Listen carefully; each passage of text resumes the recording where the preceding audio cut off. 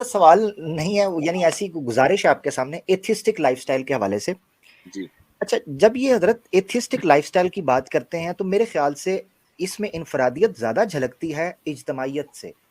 जी यानी लाइफस्टाइल आप कह सकते हैं एक बंदे का इस तरीके का है, दूसरे का दूसरे तरीके से, अपने हालात, अपने वाक़यात, अपने इर्द गिर्द के माहौल के एतबार से। तो क्या ये कहना ठीक होगा कि चूंकि अभी कोई भी स्टेट एथिस्टिक लाइफस्टाइल को अडॉप्ट नहीं किए हुए, सेकुलरिज्म को भी वो कहते हैं कि आप धर्म मौजूद रहेगा मगर इनफरादी तौर पर, यानी एथिस्टिक लाइफस्टाइल अभी गवर्नमेंट लेवल पर या कलेक्टिव लेवल पर इस तरीके से इंप्लीमेंट नहीं हुआ, लिहाजा आप उसको क्रिटिसाइज ना करें। एथिस्टिक लाइफस्टाइल से मुराद ये वो दे सकते हैं, यानी उनका नजरिया ये हो सकता है, वो कह सकते हैं कि हर इंसान को उसकी जिंदगी जीने का हक हासिल हो। जी तो अगर इस चीज को सामने रखा जाए तो वो तमाम पाबंदियां जो इंसान को किसी तरह भी रोक सकती हैं, किसी तरह भी उनको ले लिया जाए, तो क्या ऐसी सोसाइटी पॉसिबल है प्रैक्टिकली? इल्हाद का जो बुनियादी मुकदमा है वो ये है कि इल्हाद इंफरादियत पसंद है, इज्तिमाइयत पसंद नहीं है। जबरदस्त। यानी अगर कोई स्टेट इस लाइफ स्टाइल को मुकम्मल तरीके से ऑन करेगा तो ये इल्हाद के बुनियादी मुकदमे के खिलाफ है।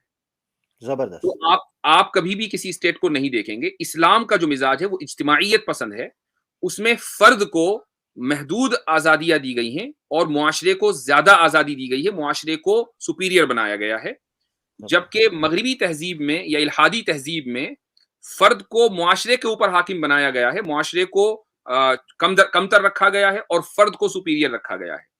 ये दो बुनियादी फ़र्क है। यही चीज़ें आपको कैपिटलिज्म में नज़र आती हैं, यही चीज़ आपको लिबरलिज्म में नज़र आएगी और यही चीज़ आपको हर इज़्म में नज़र आएगी जो मगरिबी तहज़ीब ने प्रमोट किया है। जबरदस्त। जबरदस्त। जबरदस्त।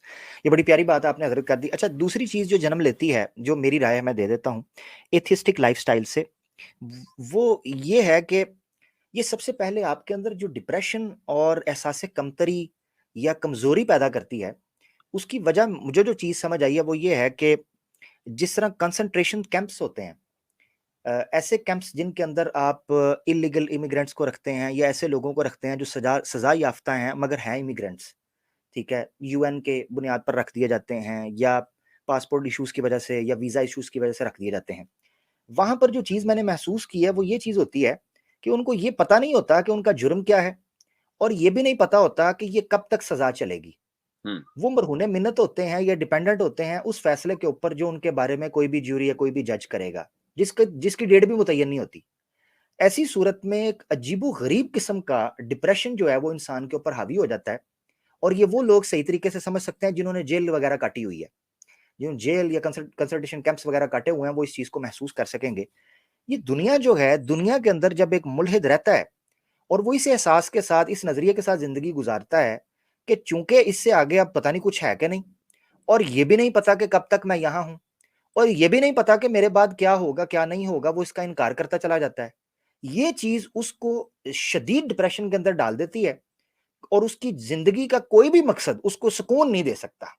हतमी जी, सुकून जिसे कहते हैं, वो जी, टेम्परेरी तौर पर अपने आप को कहीं मसरूफ कर लेता है, मगर जिसे हतमी इत्मीनान कहते हैं, अला बिज़िक्रिल्लाहि तत्मइन्नुल बिल्कुल, कुलूब, ये इत्मीनान जो है उसको हासिल अनफॉर्चुनेटली नहीं हो सकता। एथियस्टिक लाइफस्टाइल का सबसे बड़ा नुकसान ये है कि वो जी, आपको बिल्कुल अधूरा छोड़ देता है। ये मेरी बिल्कुल। राय